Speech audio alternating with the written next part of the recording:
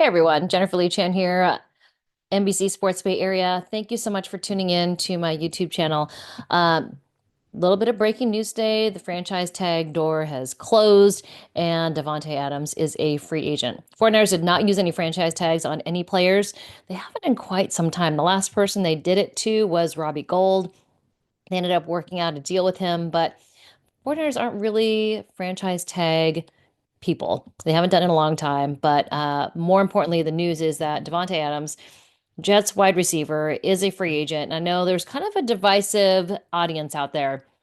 There is the faction that people think, okay, he's a veteran wide receiver. He's from the Bay Area. He would be a great target for Brock Purdy. I think being on the West Coast is a huge draw for him. He's from California. He's from the Bay Area. He's been on the East Coast, east of the Rockies for a long time in Green Bay with the Jets. Well, I guess he had a little bit of time with the Raiders in Las Vegas, but I think the West Coast is very appealing to him. And it could be that he wants to play for a contender. It could be that he wants to take a hometown discount and, you know, play for a 1 year deal kind of as a bridge wide receiver while the 49ers kind of get it together with Brandon Ayuk coming back from an ACL injury. Or Ricky Pearsall, who's going to have a first offseason. Yes, Juwan Jennings was wide receiver one last year, but I think he's a guy that was not necessarily pegged as being a wide receiver one. So adding Davante Adams, who is a true route runner, and I'm not discounting anything Juwan Jennings does because he is a fantastic player. He's physical. He runs through people. He gets yards after catch, yards after contact. He does not take any, from anybody. And so I think that, yes, they're all fantastic. It's Juwan Jennings, it's Ricky Pearsall, Brandon Ayuk. There is a question when he will be back. Jacob Cowing, I know they want more from him next year as well. Davante Adams would bring a really finesse, veteran presence to that wide receiver room. And I know I've been talking about it a lot, how Emmanuel Sanders changed that room when he was there, and it really made a big difference.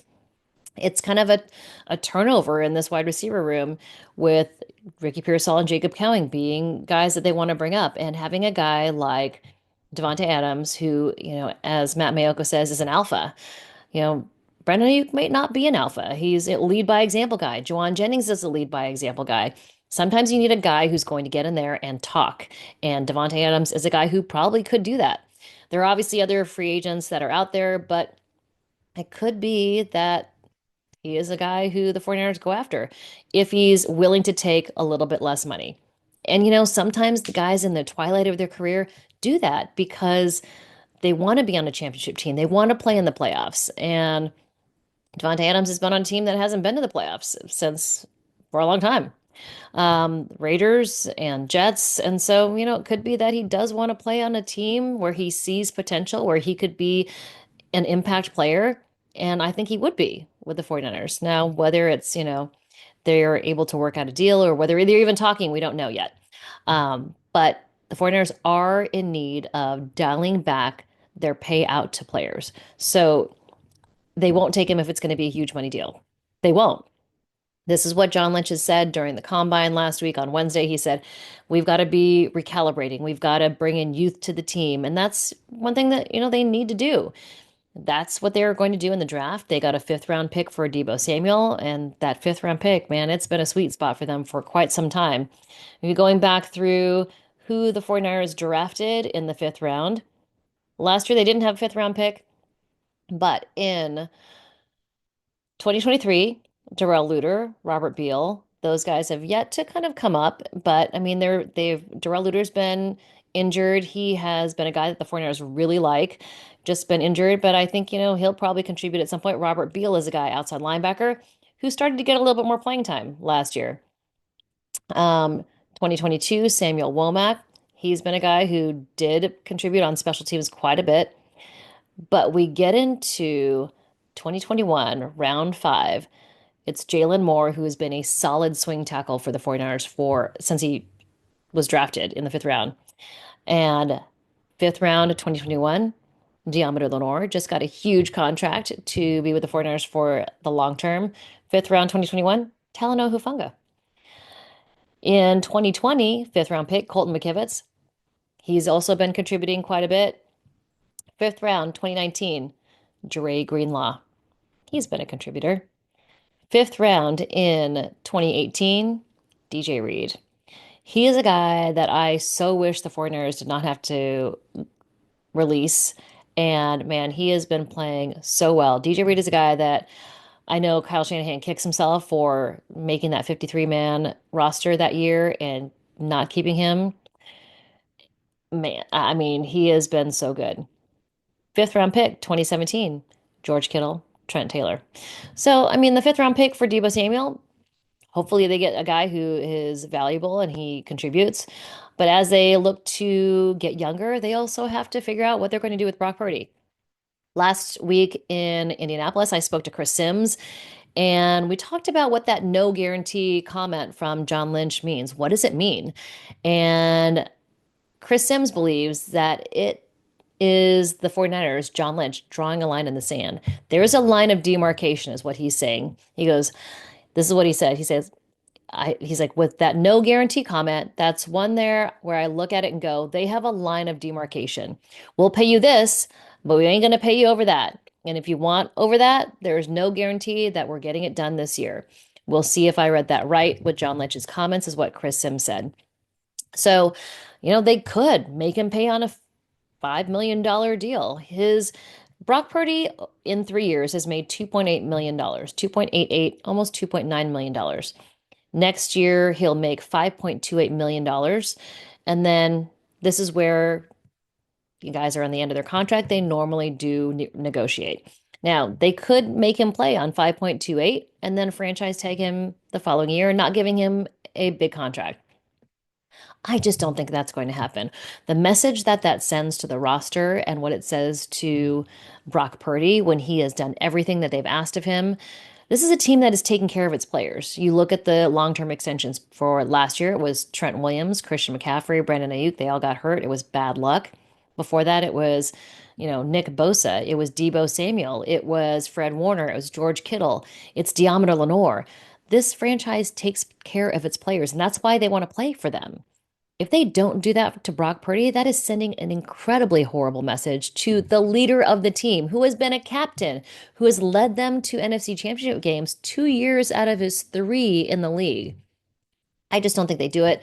It is a possibility. I know they want to tighten the purse strings a little bit, but I do think that it means peripheral players. I mean, not necessarily peripheral, but other players outside of Brock Purdy. Now, will they break the bank for him? Maybe, maybe not. But again, like I've been saying, 20 to 22% of this new cap level is about $60 million. I just don't think they can cut corners like that. I mean, maybe they do. This is what Chris Sims says. He's like, he's very good. I know that. That's what he's saying about Brock Purdy. I know he's more than a system quarterback. He has more that he could offer than that, but he's still in the realm of system quarterback. He believes that Kyle Shanahan and his system does make quarterbacks look good.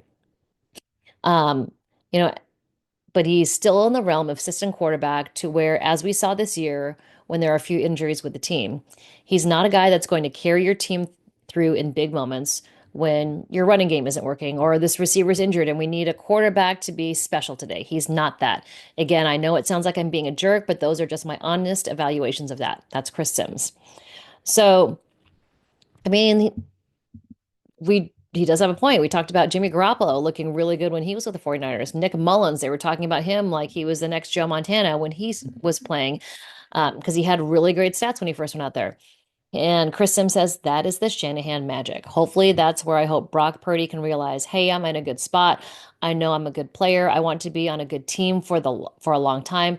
So I'm not going to hold their feet over the fire for every last dollar.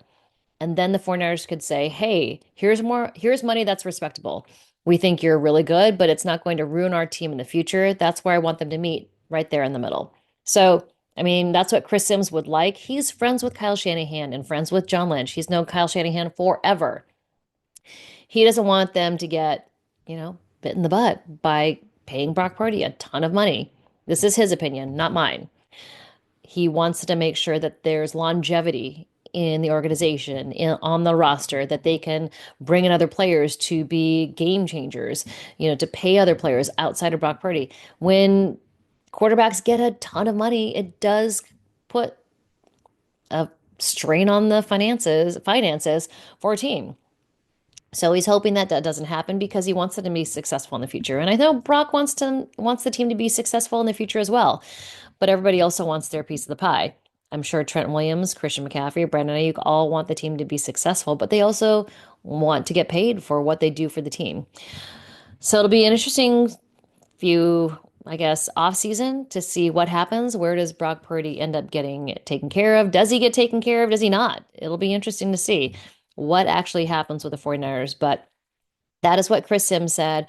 I'll have more interviews for you coming up soon. But hey, Devante Adams, maybe if they can get him without paying him a lot of money so they can still pay Brock, saying, hey, we got to keep the team together. We got to keep the band together. So everybody's got to tone it down a little bit. I think that's what they'd like. I just don't know if that's what's going to happen. All right, everybody. More coming up soon. Hope you all are well. Happy Tuesday, and I'll be talking to you again soon. Bye.